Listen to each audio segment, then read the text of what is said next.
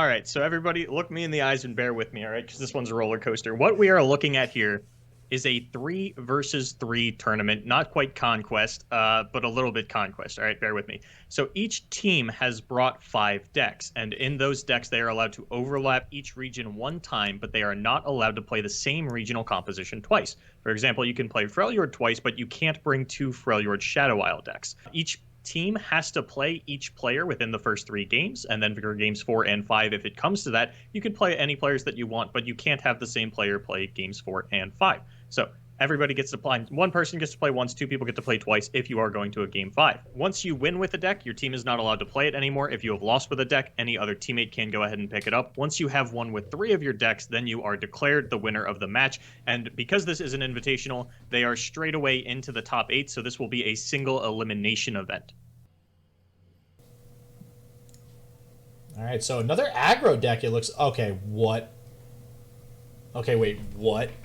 I told you the face cams got better. Okay, wait. Hold on. Back up here for a second. What am I looking at? You're looking at a pirate, baby.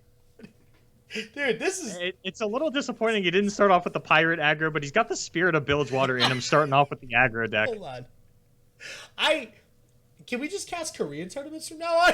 This is... I wish. Why don't the... Okay, listen. If anybody watches this from NA or EU or whatever, please start wearing props and stuff when you play in tournaments because it makes it so much better. I have a sailor suit that I wore for like the first week of streams and videos after Rising Tides came out. Oh, this is beautiful. This is beautiful. So, and this is... So on the bottom is Ddolsam, right? Yes. Oh, Ddolsam. I think. Ooh. So I don't. What was the player's name with the blonde hair? Jelly. So Jelly. Ooh, Ddolsam or Jelly? I'm a little Jelly. up in the Jelly, air. 100%. Jelly's got the moves. Jelly's got the comb. He literally combed his hair, so I might have to give him because he's got the comb. He's got the hair. JoJo hair. He's got the whole Johnny Bravo aesthetic. I think he's wearing like a Hawaiian shirt basically too. Oh my god! But it would be nice to see him play Pirate Aggro. But still. Oh wait, no. This is Pirate Aggro. That's actually, it's Misfortune Gameplay. They just changed it. They changed it. Okay, yeah. Oh, yes! I was sitting here looking at this petty officer, and I was looking at the Jinx in the bottom, and I'm like, something's not lining up in my brain, but I can't really put it all together. All right, listen. This is how you play video games. You get fully into your role. This is how you win games. I am fully on Team Ddolsam right now. Yeah, I mean, even I took part in it. I started bullying people and said, you know what? I look too much like a nice guy. Let me start looking like a cartoon villain. And I did. So, you know, we all really have to play our part and lean into it with our looks. Oh, boy. So, all right. Off to a not so hot start with the aggro deck. I'm going to say on turn 3, going into an attack, your opponent has 20 health. Probably not the greatest. Also getting your Legion Grenadier chumped down here. What if this Remembrance hits Radiant Guardian? Please don't. What if it does it, SJW? Don't do it to him, JO1. Okay. Don't do it to him. So here's the thing. We've been seeing Aurelion Sol decks all damn day. And yeah. I feel like this is such a bad matchup for all of these. Well, I say all. This is only the second aggro deck we've really seen. This is terrible. Like, it's just so hard to win against these ASOL decks, especially with something like Lux. I mean, they have heal. They have heals on heals on heals, I should say. But we don't see a Radiant Guardian, thankfully, come out from this Remembrance. Yeah, people were complaining about the amount of healing that the Ramsol decks had available to them, but I really like the Lux deck being able to walk this line of I can play the early board with these Daybreak units. I can then transition that into a lot of healing because I still have Star Shaping and Guiding Touch, but I also have Radiant Guardian, and I don't have any problem with removal. We are now seeing Judgment come out of pretty much all of these lists here on day number 2, as well as, of course, the Concerted Strikes and the single combats. Those in conjunction with the Radiant Guardian just make sure that I will pretty much stay at 20 life for the entirety of the game, and it looks like we are just in a major resurgence of Radiant Guardian, and I think it was the start of patch 1.6. We were seeing pretty much every Demacia deck play this card over and over and over again, as many copies as they could get in there. And then it fell off for a little bit as we moved back towards Scouts, but now Radiant Guardian's back, baby. Yeah, Radiant Guardian is back in full force. It's basically the card of the day. I'm going to go ahead and go out on a limb and say here. It's something we continue to see played by basically every player. But for now, we're going to go ahead and invoke. We'll see if we get the Traveler, Meteor Shower, or the Golden Sister. I just wanted to say that because I'm proud that I knew the name of all 3 cards. Go me. I'm actually a little happy about that. I don't know. That's just me, but hey. The Solari Priestess does so much work in a deck like this for so many reasons. One, it opens up the possibility of that Golden Sisters coming down and giving you a little bit more lifesteal. Traveler is really the only thing you could play on turn 4 aside from a Grizzled Ranger, so if you don't have that, it does fill out the curve very well. But not only that, it does help fight for early board a little bit, and even if it dies, it still fuels a Remembrance. Yeah, and we see the Make It Rain drawn on the side of Ddolsam. I'm really curious to see how he navigates this to just attempt some sort of lethal, aggression here. The problem too is you have the Solari Priestess. It's such a small chump blocker. It's going to get you a Radiant Guardian. It's going to die to something. It's going to not only die to something, but also protect you from taking damage, against something like this Petty Officer. That's so much value. There's actually nothing, I think, for JO1 to worry about here. Yeah, Ddolsam is in such a rough spot. Just has so many spells in hand, but none of them say kill target opposing Radiant Guardian. And JO1 has single combat, Concerted Strike, Judgment, Star Shaping. There's literally every card in his hand except for Aurelion Soul says gain a bunch of life. Yeah, feels really bad. Not to Jesus, and the single combat in hand, the Concerted Strike, and that's what I was gonna say on the side of JO1. I don't think you actually ever need to play anything. I think you just wait until you can play the Radiant Guardian because your opponent's game plan. They have to attack. You are just gonna be able to play the Radiant Guardian, and that's exactly what we're seeing here. And I'm curious to see if we are going to see the Brothers Bond come out here. I think this is about as much use as you could ever hope to get out of it. Trading onto this Lancer, pushing through 5 damage. It's an awkward card in a deck like this, especially when you have such a spell-heavy hand. I don't think you're ever going to find a better opportunity than this. No, I think you're right. I mean, this will put JO1 down to 11. So now the question is, do you somehow deal 11 before Radiant Guardian Strike gets off? You got 4, 5, 6, 7, 8, 9. You have 10. He actually... Oh, sorry. He's at 10. He has 10 damage in hand. The problem is there's a single combat and a Concerted Strike in hand. And a Star Shaping. So let's not forget the instant burst 5 heals. So yeah, it seems like Ddolsam should be able to win this game, but is not going to happen. If it wasn't for... No, because even the Star Shaping prevents this, but I was thinking, you can Radiant, or you can play this this Imperial Demolitionist here, next turn go to block the Radiant Guardian, go for the Noxian Fervor, that old trick that we used to see to dodge Radiant Guardians and Grasp of the Undyings, where you kill the blocker, hit your opponent in the face, and it's possible that he'd have enough to string together the 10 damage. The problem is that JO1 is at 40 life. Yeah, that sounds about right. that sounds accurate as far as the math calculations are concerned. Yeah, I that is generally the way around that, is exactly what you just said. Is that the old trick now? Jesus, that's an old trick. God, how long have we been playing this game? Yeah, it was something that we saw in patch 1.0. Yeah. Is where patch 1.10 comes out next week, so yeah. And the problem is now with these decks anyways that are playing Radiant Guardian, they have so many combat tricks in something like single combat and Concerted Strike. That's just not realistically ever going to happen. Not to mention, this feels so bad. You throw your blocker out, you use Noxian Fervor to, like we said, negate the lifesteal, and not only are you going to have the single combat come out to prevent that, but it's also still going to heal 5. So it's doubly as hurtful. The visual for this for me is, you give this Noxian order to the Imperial Demolitionist. She grabs her dynamite. She's running over to the Nexus I'm going to get it done.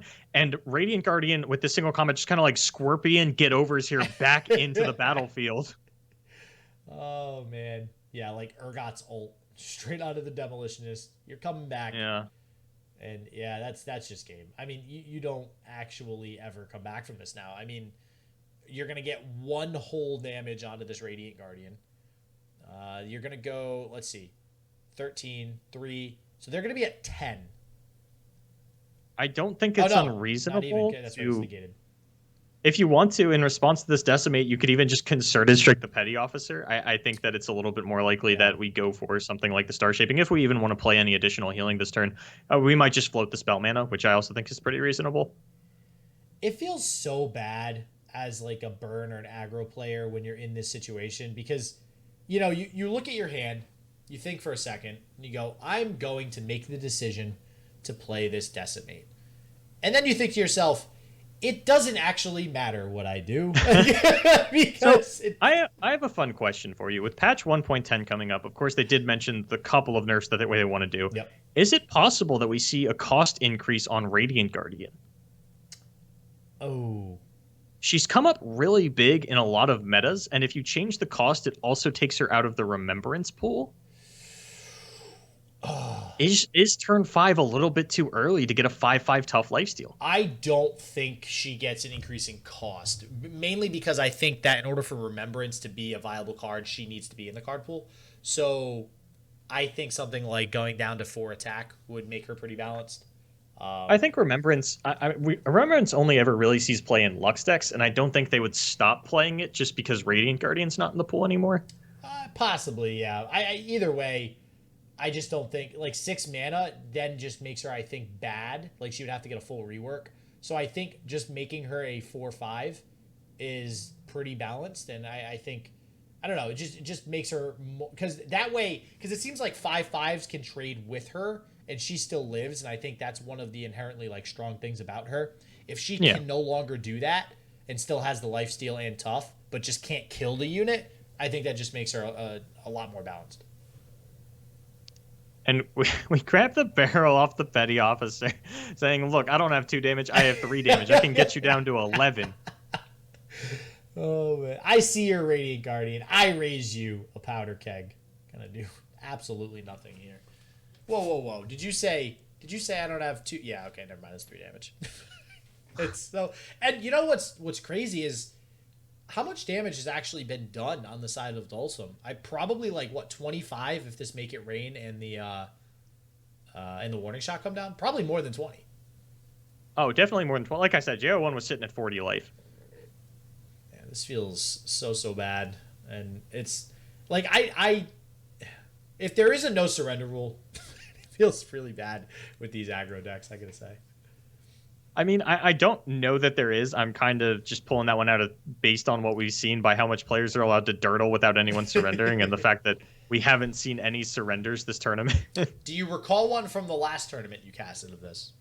Oh, man, I don't. I know that I've seen surrenders in Korean events before. I don't know if it's like a new rule or maybe I'm just imagining things and players just all agreed to play things out. Well, we'll give everyone a bit of a show. Because there's actually no way, I think, for Ddolsam to win here. So we'll see if we do get a surrender out of him or if JO1 is going to be able to close out the game here in the next turn, which is all but inevitable. Wow, 2 games in a row. That's the problem. JO1's like 5 turns off actually winning the game. We're going to be here for a bit. Well, I mean, I wouldn't say... Okay, yeah, maybe. You might be right. Unfortunately. And we are still, I mean, we're drawing spells. There's some more damage. We got two more damage total. Oh boy, 1 damage. And unfortunately, even the Zaps Brayfin, like, this isn't even going to get through because of the elusive Silver Sister. Like, oh, it just feels so depressing to play against a deck like this. And, knowing to, like, you got to think, okay, Ddolsam and whoever it was that had played the aggro deck previously, I think it was Junji Lee. I feel like they must have known that ASOL would be pretty prevalent in this meta, or at least this tournament, right? So I'm not entirely sure why they would have opted to bring aggro in those instances, unless maybe they just didn't get that read on the current meta. I mean, the perception, from my understanding, has been that these aggro decks are supposed to beat the ASOL decks, but I think that this Lux version it just has so much more healing and board presence than the ramp version that maybe they just thought, the ramp version was going to be a little bit more popular. Based on the recent tournament results that we've seen, Lux ASOL is a fairly new deck to the tournament scene, although certainly today it's been popping off, and I'm curious to see if there are any implications for that going into the weekend here in the West. So I'm really interested in JO1's version of the deck too, because if you notice, He's playing 3 Leona, 2 Lux, and 1 Asol. And I think this is actually the first Asol deck that I can remember, anyways, in the competitive environment that has only run 1 Asol.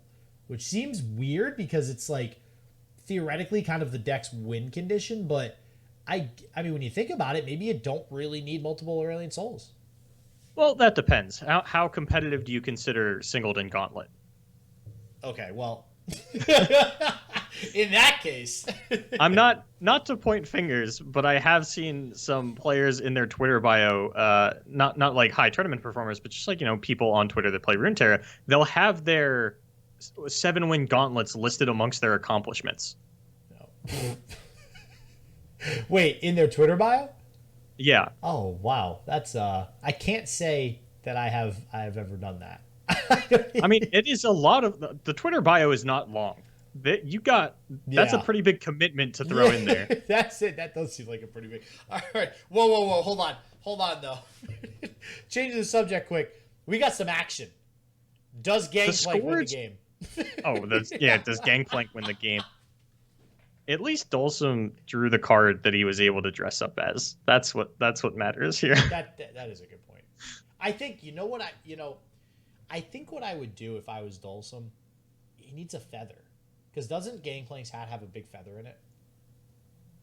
Yeah, it does. I can see it sticking out of the back there. I think he needs a feather. I think the feather, and he could have really done something cool with the feather, I think. So if we're getting any advice as to how these players can better prepare for the next tournament, I vote that Ddolsam gets a very large red feather for his hat next time.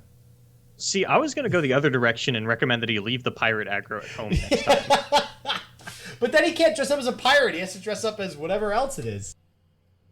Lulu finally gets to make her tournament debut, as she has been consistently banned out in the West due to a couple of bugged interactions with her full healing things at the end of the turns. But it looks like we're actually going to get I was going to say a Lulu mirror, but then I saw the Quinn, and I'd seen Magic Park showing a Lulu on his screen, but I think he was just hovering over Cho's deck and seeing that it was a Lulu Zed. Now, actually, this brings up a good point. I'm not sure if you'll know or not, but is Lulu bugged in the Korean servers? I don't know why it would be any different. And actually, well, hold on. Didn't it? It just got patched. What day did the patch release? It was on Tuesday, right? Oh, yeah. So that actually should be fixed by now. So that makes sense that it would not be banned for this particular tournament. Yeah. If anybody is wondering, there was Lulu. There was some things with Spell Shield interacting with, I think it was Judgment and a couple other cards.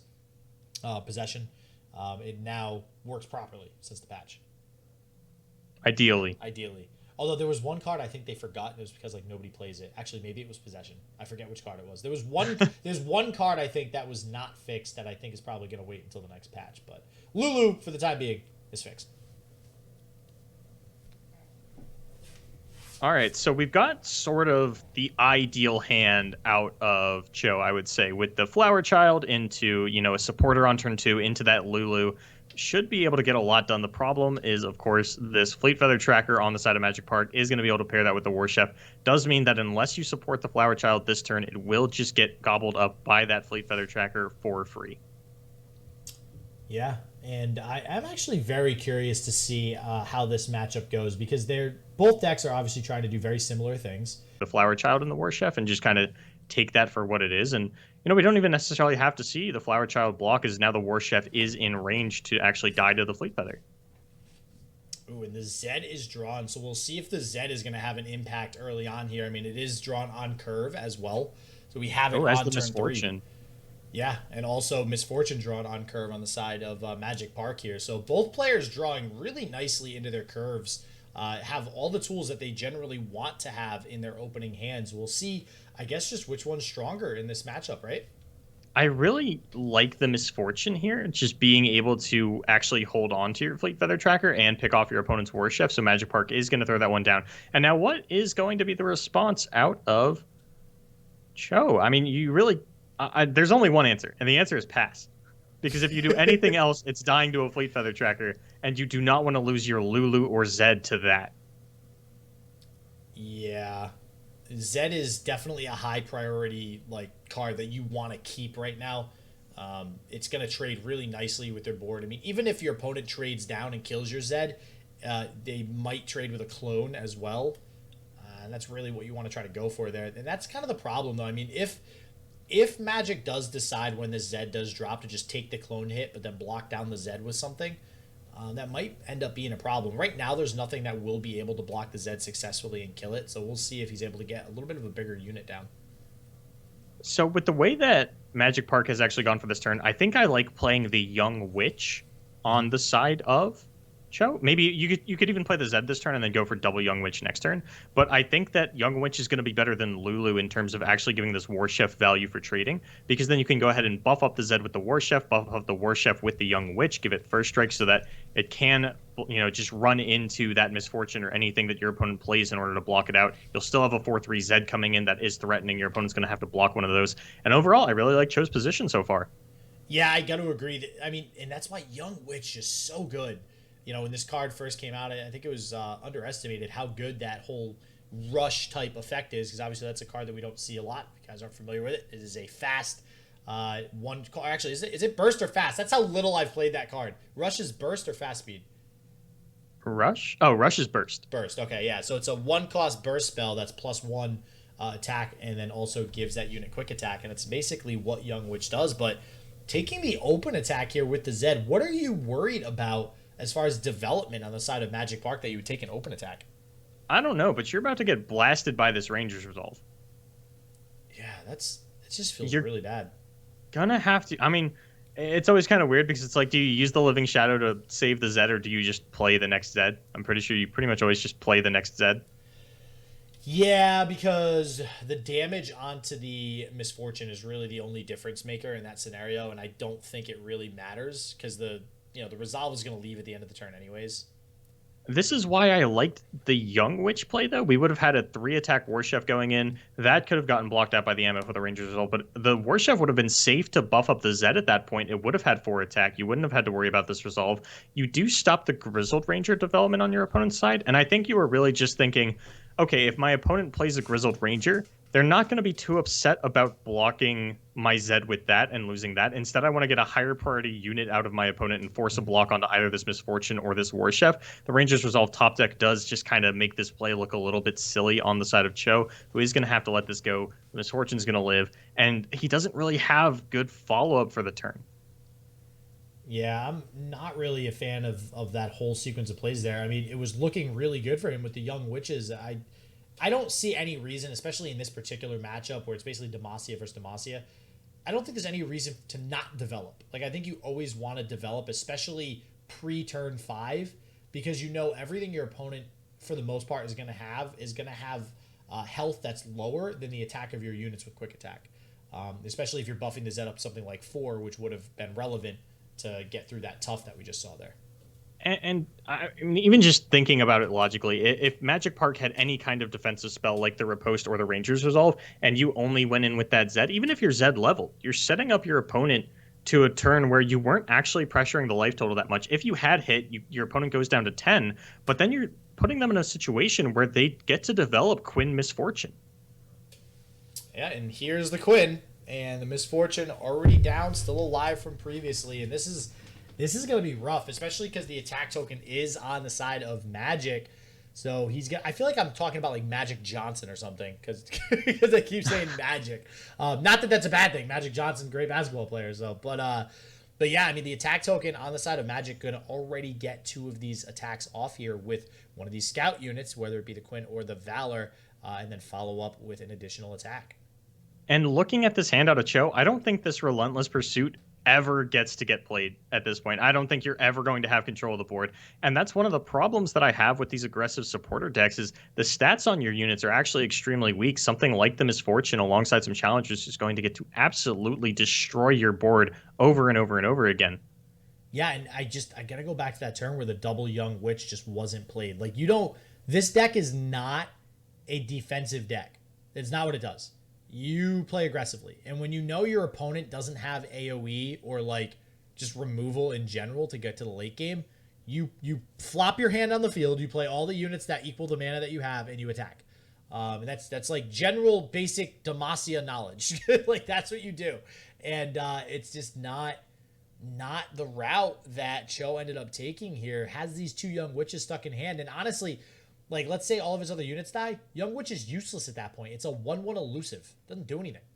Yeah, and I think the riposte, I mean, probably has to come out here. I was going to say onto the War Chef to kill the Quinn, but instead we are going to keep this Lulu alive. And I'm looking at Magic Park's board, trying to figure out if he has lethal. Yeah, this just feels really bad. Having to use in any situation, using riposte defensively just feels bad.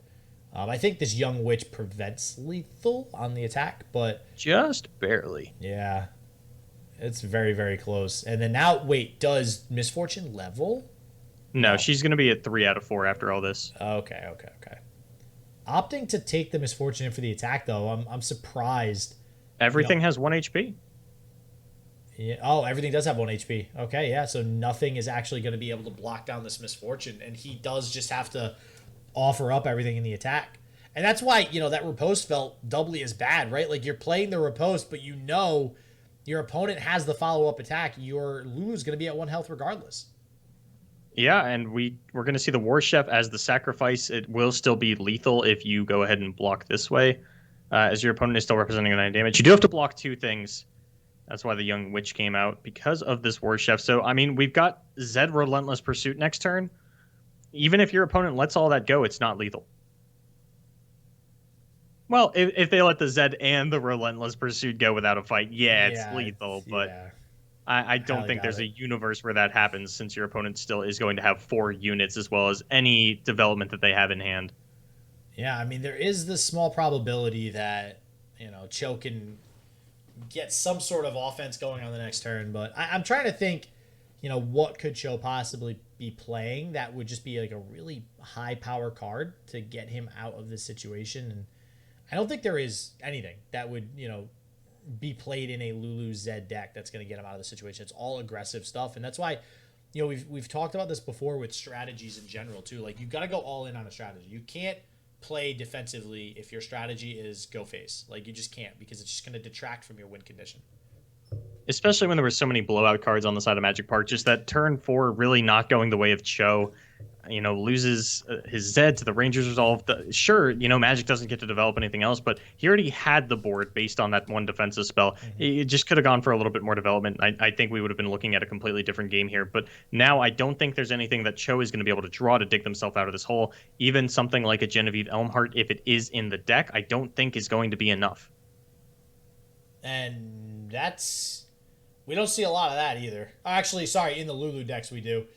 Haven't seen a whole lot of Lulu, so I'm not used to seeing the Fae in hand, but I imagine we're just going to go ahead and see the Zed and the Young Witch here.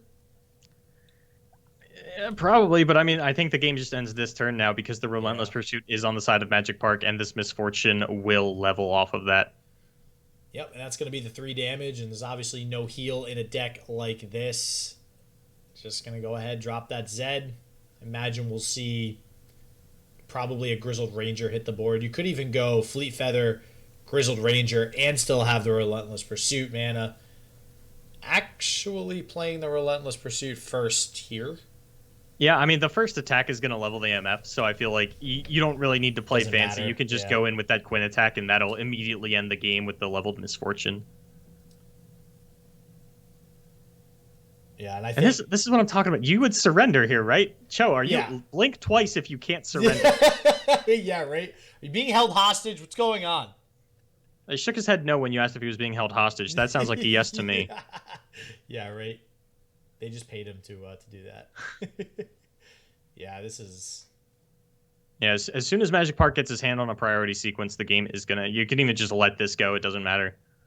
Did you catch that? You're not going to, but... When he hovered the eye, it looked like the Zed leveled up. It did.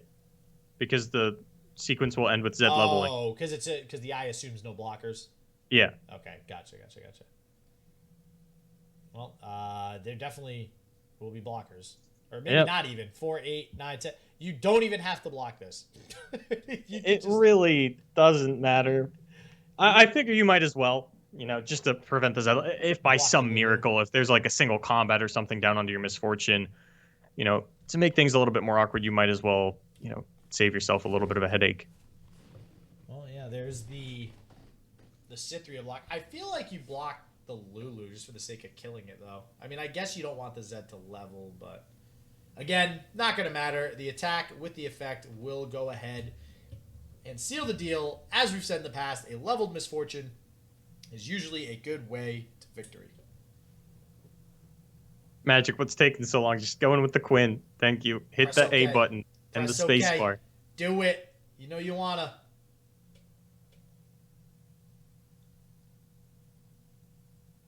Wow. Okay. Yeah. There we go. He's just gonna go in with everything. Apparently. I mean, technically, could have just went in with the scout attack. That way, you could get 2 procs of the MF. I don't think there's ever. I don't think there's ever a world where there's like healing or something. But it doesn't matter. We all knew that Magic had this one. We have caster vision. We can see the hands. We knew that Magic's team was going to be moving up 2-0 here in our last top 8 match of the King of Runeterra tournament. Will Cho's team be able to bring it back here in game number 3? Get that reverse sweep. Frozen Winter's up next on the docket for Magic's team. We saw a surrender. Oh, okay. That was a surrender. They are not. Why did you wait until lethal was all you had to do is hit OK and the game ended in the same amount of time? So it's going to be Draven Ezreal versus Indoor Spiders. And Draven Ezreal we haven't seen for quite some time.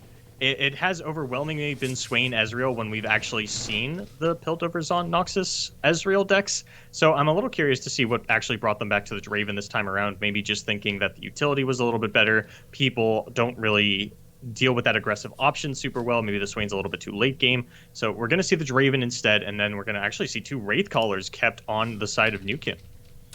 Yeah, I mean, once upon a time, there was kind of like...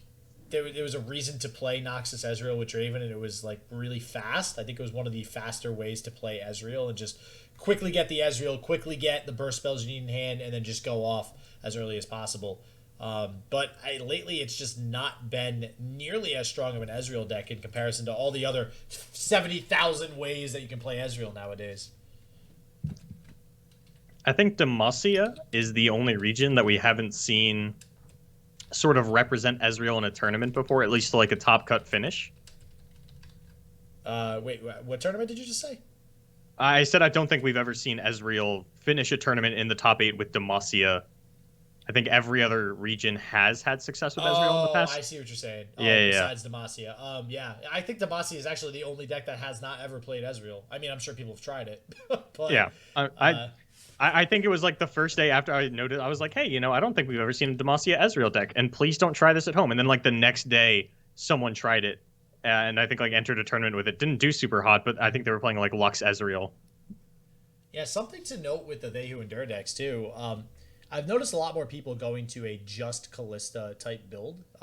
Super aggressive, no Sejuani. That seems to be the more popular way of playing They Who Endure as of late, and I do like it. I mean, it's kind of just going more all in on the, all right, we're just going to play to like a turn 7 or 8 with a They Who Endure followed up by an Atrocity, and we need to do a lot of damage before that.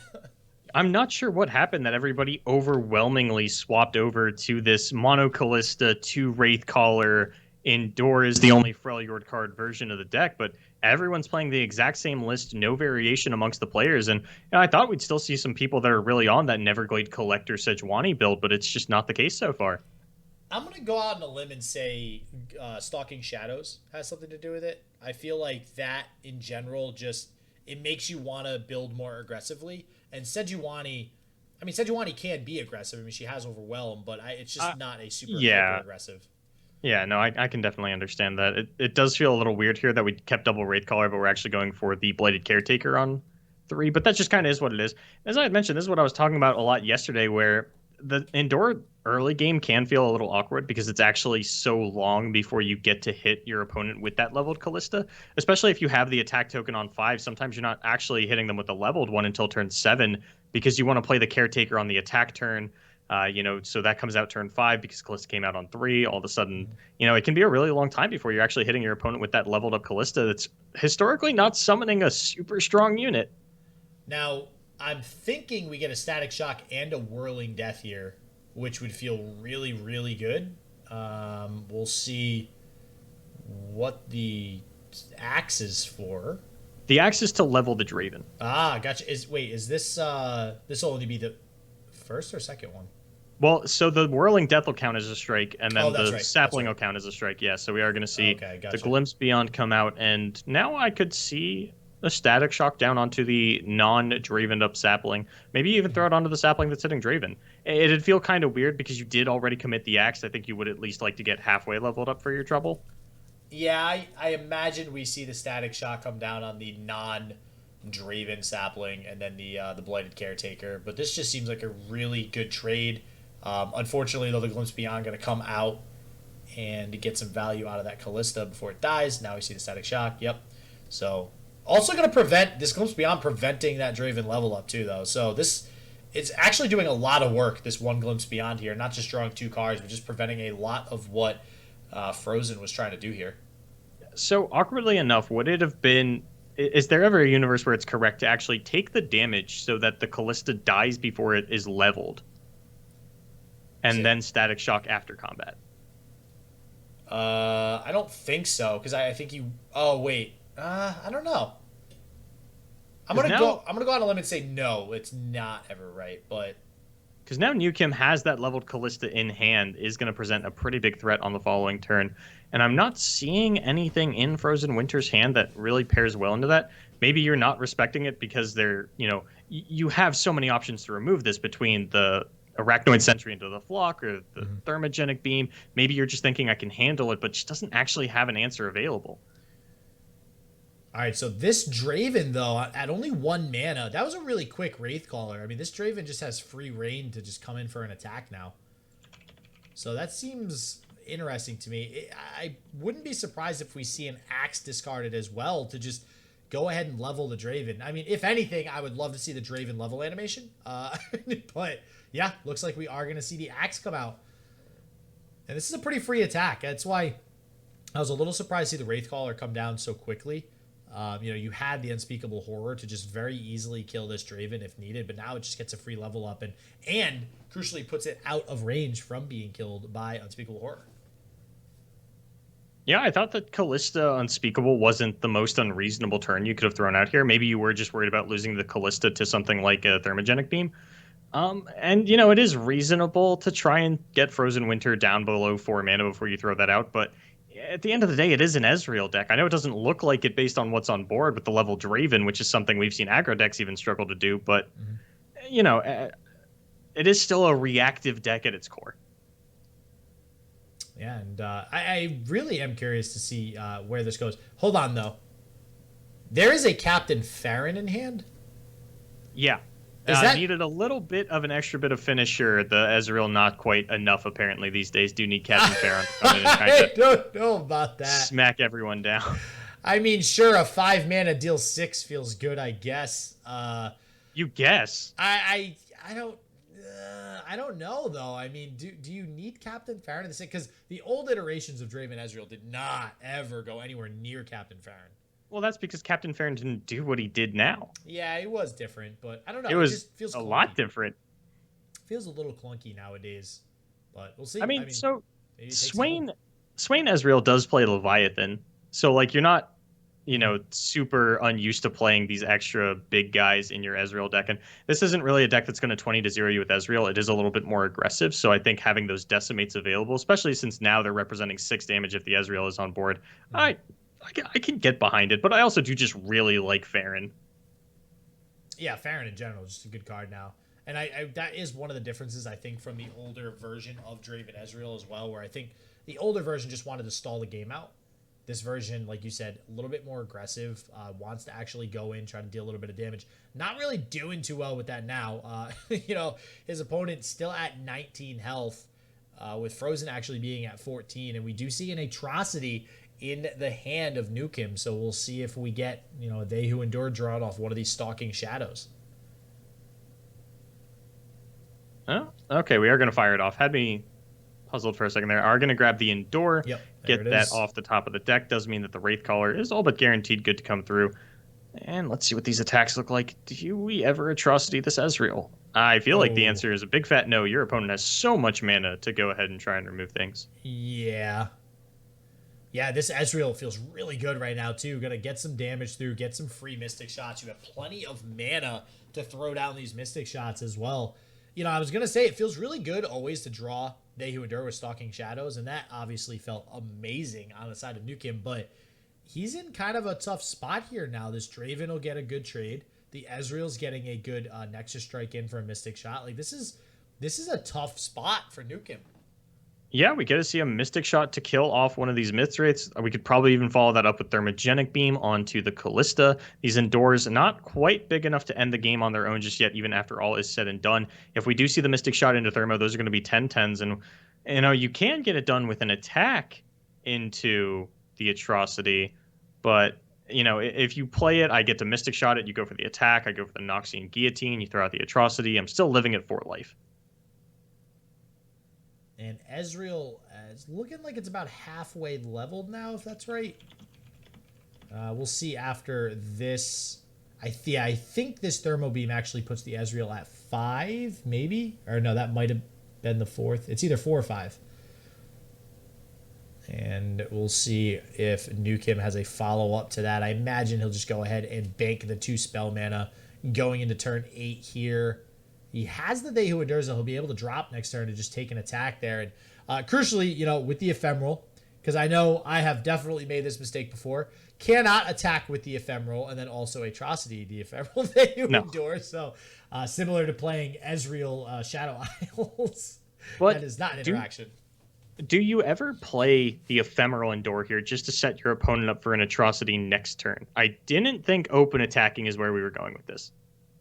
But I guess this makes a little bit of sense, not a whole lot of sense. I think that, Frozen Winter wouldn't be the most upset by just sacrificing a good portion of his board to prevent the Endure Atrocity, which I think is what Neukkim is setting up for here. You just want to push through that 4 damage, play the Endure, or even if these 2 units die, you only need a little bit of damage to get through. If that Yeti Yearling actually does go unblocked, it'll push your opponent down to 13. The 3 other units get blocked. Your Endure goes up to a 13. Maybe you've got lethal next turn with Atrocity, but also you don't because your opponent can just Mystic Shot it and then execute it.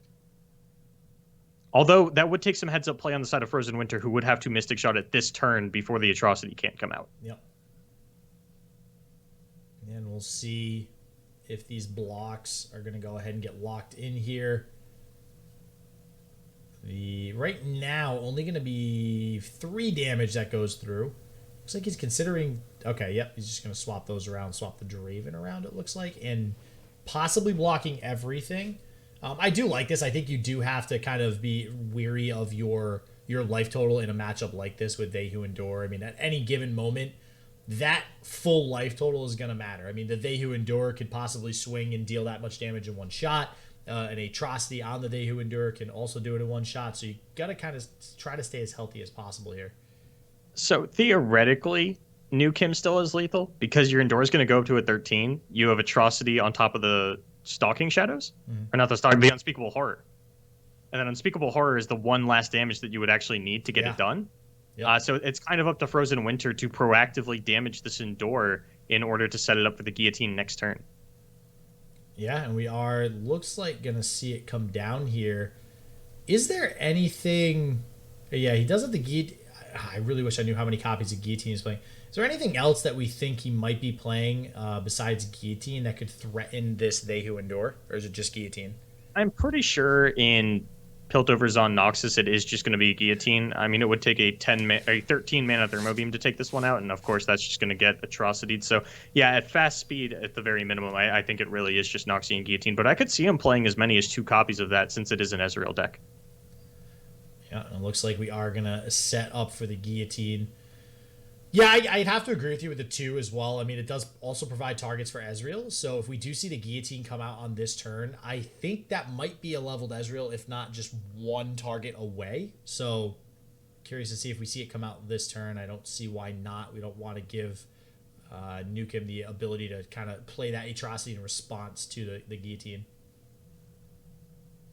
Yeah, it would definitely be a lot rougher for Frozen Winter if he doesn't throw out the Guillotine this turn, though. If you have been hand tracking, you are aware that your opponent also has that Ephemeral Endure that they can just play next turn and go in with. So maybe you do need the double activation of the Guillotine next turn. Well, next turn...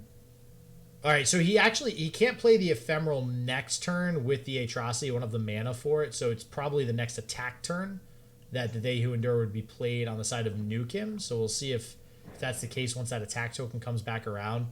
But I got to agree. Like, I don't see any reason why you don't play this guillotine here. Like, please, for the love of God, play this guillotine.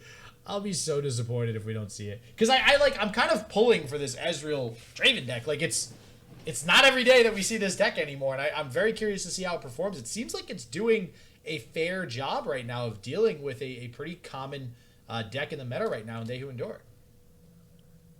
I'm trying to puzzle this one out on how it all works out. I'm pretty sure no matter what, Frozen Winter is going to come out on top, is going to go ahead and throw out this guillotine right now, though. As you had said, I think this puts the Ezreal just shy of leveling, you said? It's either just shy, it's one off, or this is the leveled Ezreal. Yeah, it looks like from the eye, it's going to be one off, I believe. But a little unfortunate that we waited for the Bark Beast to get down before we threw out the guillotine, but that's just kind of is what it is. I actually think the Bark Beast came down the priority sequence after the Mystic Shot, so maybe we didn't even have an opportunity to do it. But now this Ezreal certainly going to level this turn. There's 4 axes in hand. There's a Progress Day in hand. Almost forgot the name of that card. There's so many spells that Frozen Winter is going to be able to fire off with this leveled Ezreal. And looking at the eye, I think he actually does have to use an axe here. Or no, he should only have 9 cards in hand if I'm counting correctly. Should be able to get this Mystic Shot, but it looks like the axe is going to come out anyway. Yeah, I think it's funny. Progress Day, another card that out of all the Ezreal decks, because obviously Progress Day is in P and Z, out of all the Ezreal decks, this seems to always be the only version that actually runs that card as like a 1 of, or maybe even a 2 of. Usually I feel like it's a 1 of. And, I mean, it is decent. It just feels like, obviously, it's a little hard to get off sometimes, especially in this particular meta game. It's a little bit too much of a mana commitment usually. Yeah, for a while it felt like every non-Ionia Ezreal deck was running the Progress Day because, of course, the Ionia has the discard, the combination of Karma and Rummage. It felt like the other ones needed a little bit of a boost, but Bilgewater never ended up really sticking with it, instead going more on the unit-based plan. And I think at the end of the day, it was just maybe Shadow Isle. I think they had a little bit more draw power as well, but I think Shadow Isle and Noxus were the only 2 that really needed the Progress Day to maintain cards. And we'll see what Neukkim decides to do here. I mean, it's unfortunately not much he can do. I mean, we have the Stalking Shadows, try to dig for, maybe another They Who Endure. That's an option. A few different things he can do here, but we do see the Mystic Shot come down, and I didn't see the eye hovered, but I think this will level the Ezreal. I hope I'm right, because I feel like I never get that right. I'm pretty sure that means we're going to see Unspeakable Horror onto the Yeti to try and deny the Ezreal level up, right? That is an option. I'm trying to think, is there ever a reason that you save the Unspeakable Horror to go face just for the whole... All right, yep, no, he's going to agree with you. He's going to do that. Yeah, I'm pretty sure we die here if this Ezreal levels. And, of course, there's a Static Shock on the side of Frozen Winter, but that is still, a little bit of damage saved still. Well, yeah, it delays the inevitable, I guess. It's more mana committed this turn. But, yeah. And again, I mean, this is why I think, this version of Draven Ezreal was usually pretty good. I mean, it's very fast. It's a very quick way of getting Ezreal leveled up and getting that Ezreal win condition. I'm curious to see, we haven't seen a Rummage go off, have we? No, don't think he's actually drawn any copies of that one. I would assume that Zonite Urchin is in the deck as well. We typically see that one in the non-Karma versions. You do want a little bit of extra early draw power that isn't as big a commitment to your card pool as Rummage. Yeah, so I am curious to see if there is maybe a couple Rummage in here, maybe some Zonite Urchins. Like you said, I wouldn't be surprised if they are, especially the Zonite Urchin, but... not even needing those. I mean, not even needing those draw-heavy cards to get there. We've seen this Progress Day just chilling in hand, too. It seems like he has a lot of cards in hand, but there actually is not. So we might see that come out. Next turn, Frozen Winter, all he has to do is play all 4 axes and the game ends. Yeah. Right now, I don't believe he has enough cards to actually end the game. Well, actually, no, he does, because it would take 3 axes. Yeah, it just needs 3 axes and the 1 mana Thermo Beam, rather, and... that should be enough. I don't know. Looks like we're going to swap over to Frozen Winter's perspective. Yeah. Oh, he actually does have mana for all 4. I don't know why. It seemed harder to track the amount of cards he actually had in hand on the other side, but does actually have the mana or the cards rather for the other three axes, and that is just going to be Frozen Winter picking this one up. I was gonna say, what do you mean mana? Those are zero. I said mana. I meant cards. My brain mixed up mana with resource. Yeah, no, I hear you. Trust me, I have done it. And yeah, that's exact lethal. Who needs a hand? I don't, because it all goes face anyways. And yeah, gonna take it home there.